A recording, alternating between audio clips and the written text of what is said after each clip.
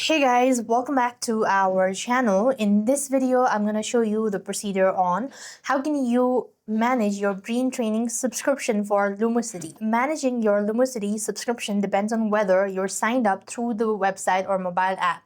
So if you purchase on subscription directly from a Lumosity website, you can manage it through the account settings. What you need to do is you simply want to make sure to go ahead and select your profile initials at the very top right. Once you go to the profile settings there, what you need is simply go ahead and select account settings. Underneath, you want to select my subscription section to view your current status, renewal date, and payment details. You could turn off auto renewal here to prevent full charges as well.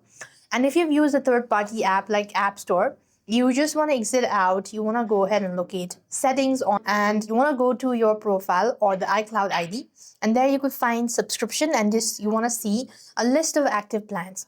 Find Lumosity in the list to cancel or change your plan, and you must turn off auto renewal at least 24 hours before the current period ends to avoid being charged. And this is how you're supposed to do it for your iOS device. As for the Android user, you want to go to your Play Store, locate profile at the very top right, go to subscription and payments. Underneath, go to subscription, and here you want to find the Lumosity subscription.